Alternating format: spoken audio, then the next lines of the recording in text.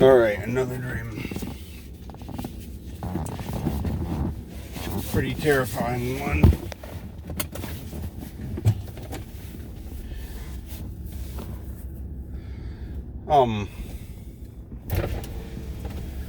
I've had kind of had dreams before where even though Emily and I are like the home that we currently reside in, we love it. Tire pressure, good. The price has not gone up so far. We can't afford it yet. I hope it never does. And I have no reason to ever want to leave, ever, unless the state of Michigan or our area becomes uninhabitable or something. Oh, goodness. As you can tell by the yawns, I did not sleep well. Well, in spite of that, I have these dreams where I just so happen to look on Zillow and find a killer deal on this house. And it'll be like, this is going to be better, the price is better, the location is better, the house is better. We got to jump on this.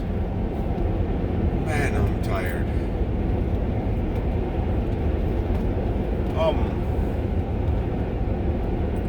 Normally in the dream, I'm the one that wants to make the impulsive decision. I had one other dream that I told where Emily and I were, in the dream, we were not living at our current home.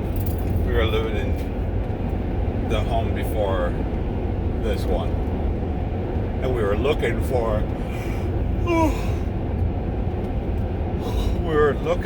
a done deal rest of our lives home. But in this one, we were living at the house that we currently live in real life. And I'm only found one on Zillow.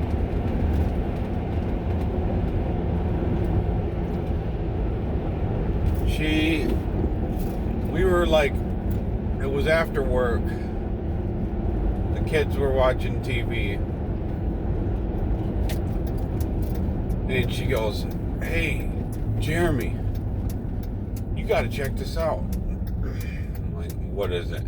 She's like, "Check out this house listing." I'm like, "House listing? Okay." So I look at it. They want $200K for it. 5 bed, 4 bath, 15 acres of property. I'm like, okay, well, I'll be honest with you. I have no desire whatsoever to move. She was like, well, when you just look at it, I'm like, why? Just to see? I mean, like, I don't want you to think that just because I'm looking at it that we're gonna do that. Like, we're not moving. It's like, just look. I'm like, okay. I'm looking. It seemed okay. It seemed fine enough. The house was big. It was like 3,800 square feet. You could see in the backyard there was a river running through it. Like, it looked nice. It was nice. And it would have been, for location, closer to family and work and blah, blah, blah. So Emily is like, hear me out. I really, really think we should go see this. Because if we sell this house in this market for $400K, and they want $200K for this house, that would cover that house and the remainder of what we owe on this house. We could literally have a bigger, better house, and we'd be debt free. We could use the money from this house that we get in proceeds and everything. And when you add all the math up, we'll be almost debt free. We might have like 10 or 20,000 because there's going to be interest and closing costs and everything. But we could have a bigger, better house that would be better for our kids, and we'd be debt free for the rest of our lives. Can you imagine being completely debt free at 33, 32, whatever I am? And I said, I don't know. This, to be honest, this all sounds way too good to be true. She's like, I'm gonna message our old realtor. And I said, I don't want you to do that. She's like, why? I said, just something doesn't add up. She's like, okay, well, let's go there, and if it's nothing, then we won't buy it. We won't even put an offer on the table. I'm like, I don't want to move. Oh, so we're not gonna move just because you don't want to, even though it would be better and we'd be debt free. Right now we have like $200,000 on this house, and don't get me wrong, I love it, but it's not perfect. Wouldn't you rather have a bigger house and be debt free? And like, she wore me down. And I want to clarify, this is not like Emily at all. We don't normally, if anything, I'm the one who behaves like that, where I'm just so bedazzled by something, just mesmerized by it, that even if Emily doesn't think it's a good idea, sometimes I'm the one who has to check it out.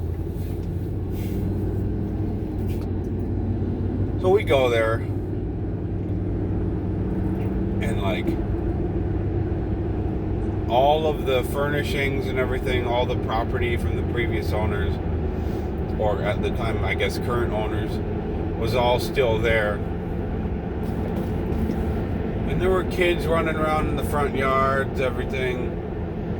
And they're like, oh, we'll show you around, blah, blah, blah. Come on in.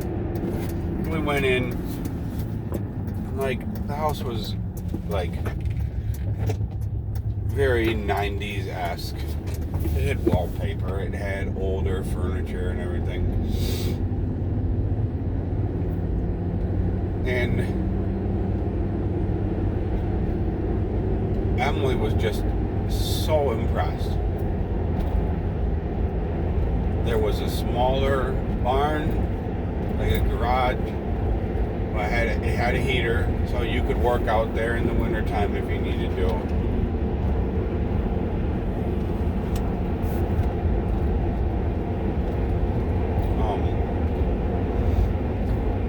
There wouldn't be any air conditioning, but there was a great big office in the house, so we could use that for like a computer room and a workout room and everything. Oh, come on. Can't you just go 60? You gotta go 55, huh?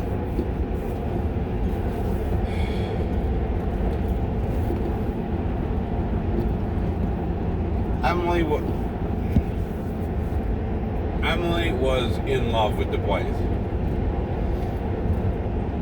And like I said, there were kids running around.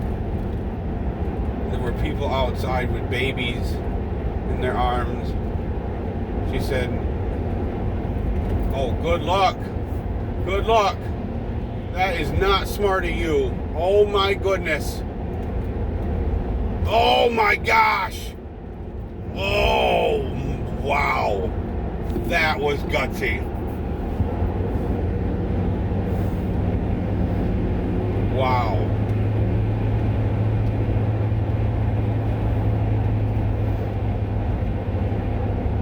Wow. That guy was behind me, and he passed me and the guy in front of me, and he almost got in a head-on collision. I think the guy in front of me sped up and made it harder for that guy to pass him.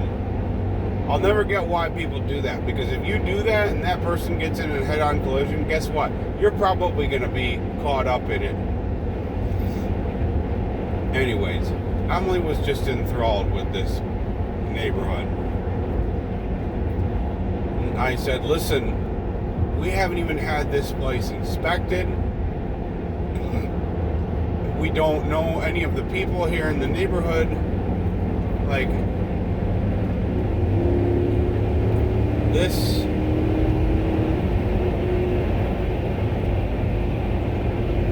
isn't, I don't want to move. This isn't our home. And Emily just like said, listen, I know that you moved a lot as a kid, and so I don't blame you for not wanting to move. I know it was traumatizing, basically, to never have a place where you thought you were just going to live there, and it ended up being yanked away from you. But this is a better living for our entire family.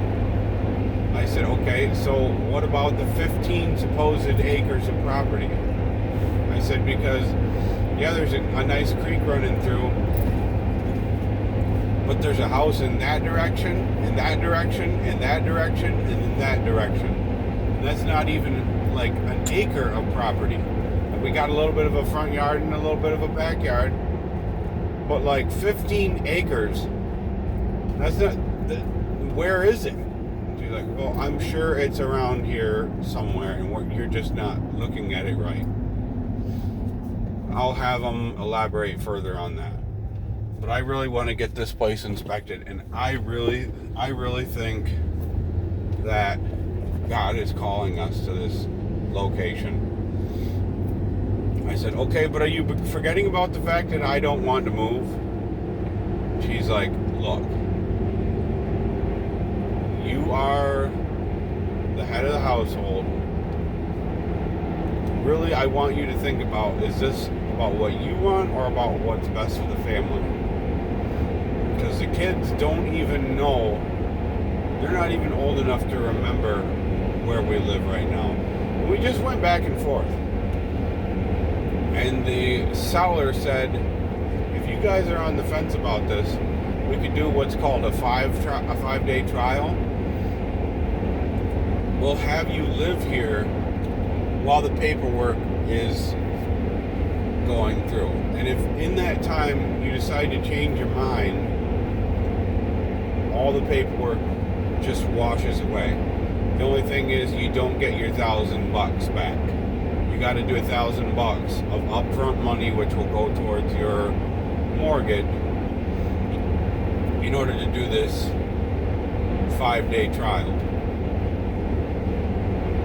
If you decide not to do it, your money doesn't come back to you, but it will give you an opportunity to back out if you decide to do it. If you decide to do it and back out. And Emily said, so we just have $1,000 to lose, huh? You're gonna take a life chance over $1,000. I said, okay, fine, you worn me down. We'll stay here tonight. But the kids, there's no cribs, there's no anything. So where are they gonna stay? And like, you called your parents and said it was Emily called her parents and said that it was an emergency, and so they said that they would take the boys for the night. So we were staying there. The first thing that wasn't right was like, the house was very, very creaky. And I kept feeling like, boy, that doesn't sound like the wind. That doesn't sound like anything, excuse me, in nature should be making that noise. But I dismissed it. Then I heard like running around outside. Like sometimes it sounded like people, and other times it sounded like maybe coyotes or something. So I grabbed a shotgun, loaded it with some buckshot, and I went outside. And I grabbed, I had a flashlight and I had a shotgun. I was just walking around seeing if whatever it was, whether it was a person or an animal, I had something to protect myself, and if I needed to shoot a coyote or something trying to get into the house or whatever, I could just take care of it. Never found anything. And I also noticed that all the houses in the neighborhood, there were no lights on at all. There were no cars in the driveway. The whole neighborhood, it was like all the people had just disappeared. Well, I come back inside, and I thought that this part actually happened in real life. Because when I came downstairs this morning, I said to Emily, "Do you remember?" And then I described the events. And she said, "That did not happen. That must have happened in your dream." So that's how, to give you an idea of how real it felt. In the dream, Emily and I were I was almost asleep, or we were both asleep. And all of a sudden, Emily sits up straight and starts feeling frantically around the bed.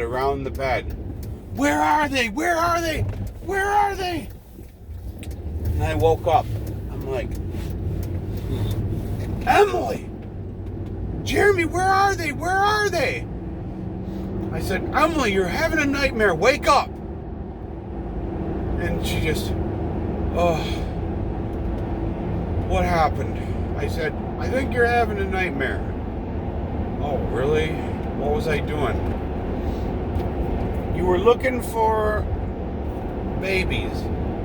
I think you thought that we had newborns or something, and that you were smothering them or something.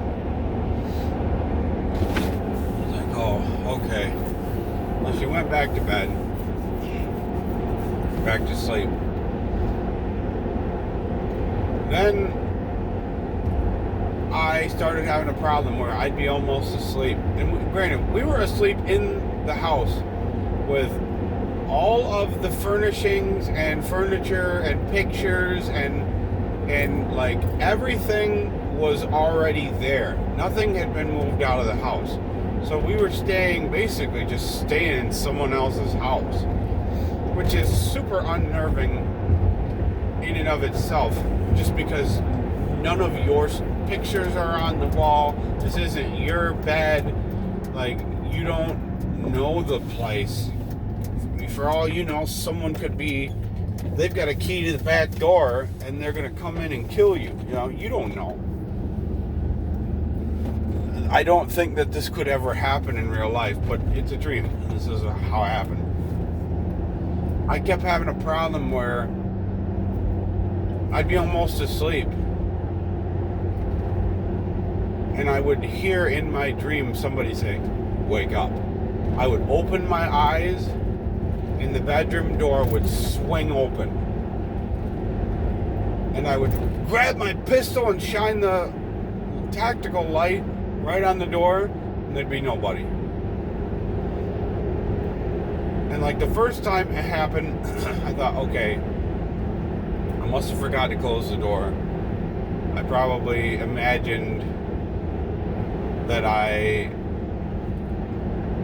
just saw it swing open. I'll just go ahead and close it and go back to sleep. I'm trying not to allow sleep inertia and a lack of judgment. You know, when you first wake up, you probably aren't going to be the best at rationalizing things. But it happened again, and it happened again. And at this point, I'm like, I gotta figure out if there's someone in this house. So I turn on all the lights. And my heart is absolutely pounding. And Emily is asleep. I searched the whole entire house, which is like I said, it's like 5 bedrooms, 3,800 square feet, 4 bathrooms, plus an office. Like, it was a big house. Didn't find anything. I'm like, okay, if this happens one more time, I'm gonna go bang on one of the neighbors' doors. And of course, I thought I heard somebody talking, like just kind of, just kind of like murmurings in the walls. Hang on, I gotta park. Okay. It happened again, and I would always hear, "Wake up," and then the door would swing open. So I grabbed a shotgun and a flashlight and went over to the closest neighbor's house. Banged on the door, banged on the door, banged on the door. Nobody answered. Just dead silence. Put my ear up against the door. There were no people in the house. Ran to the house to the left of it. And granted, I had left all the lights on in the house because I had searched the house. The only light that was turned off was our bedroom, just because I wanted to be able to sleep in the dark. But I wanted the house to be light. Went to the next neighbor's house, bang on the door, bang on the door. Nobody. There were no people in the house, and there were no cars in the driveway. I ran back to our house, and when I got there, all the lights had been turned off and the door was locked. And I did not have my phone. All I had was a shotgun and a flashlight. So I'm banging on the door, yelling for Emily, and she's not coming. I'm like, what am I going to do, kick in this door? Finally, I think I grabbed like some rocks and started throwing them at our window where we were sleeping. And she woke up. And she was really mad at me, like, you're going to break the window, blah, blah, blah. I said, listen, I told her everything that we had found. She's like, well, maybe they all went on vacation at the same time. You just don't know. I said, Emily, this house is haunted. All of the neighborhood, all the people that we saw, like, they were all ghosts. We've got to get out of here. Like, right now. Just pack up our stuff and go. And Emily was like, you know what? We paid $1,000, so I'm getting at least my 5 days out of it. And if we back out of this, I am never gonna forgive you. Like the house had like put a spell on her that like she couldn't see or hear any of the things that I was seeing. It was absolutely terrifying.